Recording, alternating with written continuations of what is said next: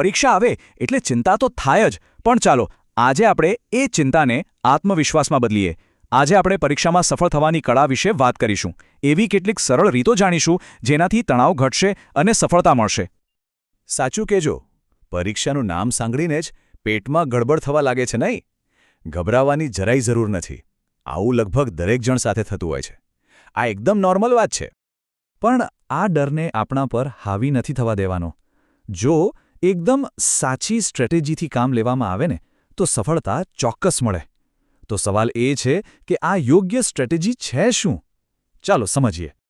કોઈ પણ મોટું કામ કરવું હોય તો એની પાછળ એક મજબૂત પ્લાન હોવો જ જોઈએ. પરીક્ષામાં પણ બસ આવું જ છે. જો પ્લાનિંગ જોરદાર હોય તો સમજો કે અડધી લડાઈ તો ત્યાં જ જીતી ગયા. તો એક સારા પ્લાનિંગમાં મુખ્યત્વે 3 બાબતો આવે છે. પહેલું, એકદમ વ્યવસ્થિત ટાઈમટેબલ બનાવવું. બીજું, રિવિઝન માટે પૂરતો સમય કાઢવો. અને ત્રીજું, અને બહુ જ અગત્યનું, પરીક્ષાની બ્લૂપ્રિન્ટને બરાબર સમજવી. એટલે કે કયા પાઠમાંથી કેટલું પૂછાશે એ જાણવું. હવે જુઓ, એક સારું ટાઈમટેબલ એટલે શું? એટલે કે દરેક વિષયને તેના મહત્વ પ્રમાણે સમય આપવાનો. જે વિષય થોડો અઘરો લાગતો હોય એને સવારમાં જ પતાવી દેવાનો, કારણ કે ત્યારે મગજ એકદમ ફ્રેશ હોય છે. અને હા, પરીક્ષા નજીક આવે ત્યારે કંઈ પણ નવું વાંચવાને બદલે માત્ર અને માત્ર રિવિઝન પર જ ફોકસ કરવાનું. બ્લૂપ્રિન્ટ સમજવાનો સૌથી મોટો ફાયદો એ છે કે આપણને ખબર પડી જાય કે કયા ચેપ્ટરમાંથી સૌથી વધુ માર્ક્સનું પૂછાવાનું છે. આને કહેવાય સ્માર્ટ વર્ક. જ્યાંથી વધુ માર્ક્સ મળવાના છે ત્યાં વધુ ધ્યાન આપવાનું. સિમ્પલ. ચાલો, પ્લાનિંગ તો થઈ ગયું. હવે વાત આવે છે અભ્યાસ કરવાની સાચી રીતની. ખાલી કલાકો સુધી ચોપડી લઈને બેસી રહેવું પૂરતું નથી. સ્માર્ટ રીતે ભણવું એનાથી પણ વધુ જરૂરી છે. જો ગોખણપટ્ટી કરીને ભણવાથી એ લાંબો સમય યાદ નથી રહેતું. એ તો આપણે સૌ જાણીએ છીએ.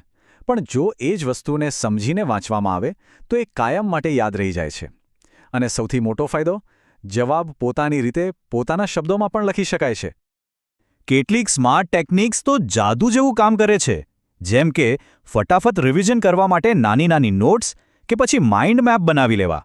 કોઈ અઘરો મુદ્દો હોય તો એને કોઈક ઉદાહરણ કે ડાયાગ્રામ સાથે જોડીને યાદ રાખી લેવો. અને હા, છેલ્લા 3-4 વર્ષના જૂના પેપર સોલ્વ કરી લેવાથી તો કોન્ફિડન્સ એકદમ વધી જાય છે. એક વાત બરાબર યાદ રાખજો, કેટલું આવડે છે એ જેટલું જરૂરી છે એટલું જ જરૂરી એ પણ છે કે એને પેપરમાં રજૂ કેવી રીતે કરો છો. હંમેશા મુદ્દાસર જવાબ લખવાનો આગ્રહ રાખો અને જે મુખ્ય શબ્દો હોય એની નીચે અંડરલાઇન કરવાનું ભૂલતા નહીં. આનાથી પેપર ચેક કરનાર પર બહુ જ સારી અસર પડે છે.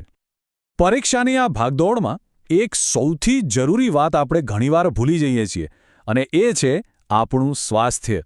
યાદ રાખો, જો તન અને મન તંદુરસ્ત હશે તો જ પરિણામ પણ જોરદાર આવશે. પરીક્ષાના દિવસોમાં ઉજાગરા તો બિલકુલ નહીં. રાત્રે ઓછામાં ઓછી 6 થી 7 કલાકની ઊંઘ તો લેવી જ જોઈએ. કેમ? કારણ કે ઊંઘ પૂરી ન થાય તો એની સીધી અસર યાદશક્તિ પર પડે છે અને વાંચેલું બધું જ ભૂલી જવાય છે. સારી ઊંઘની સાથે સાથે હળવો અને પૌષ્ટિક ઘરનો ખોરાક જ લેવાનો.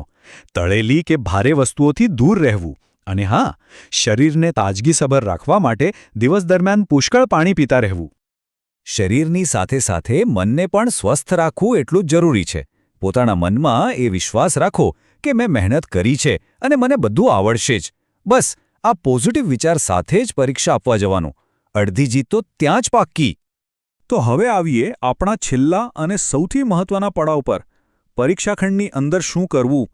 આ 3 કલાકનું પરફોર્મન્સ જ આખા વર્ષની મહેનતનું પરિણામ નક્કી કરશે. પરીક્ષા હોલમાં આ 4 સ્ટેપ્સ ખાસ યાદ રાખવાના. પહેલું, શરૂઆતની 10 મિનિટ શાંતિથી આખું પેપર વાંચી લેવાનું.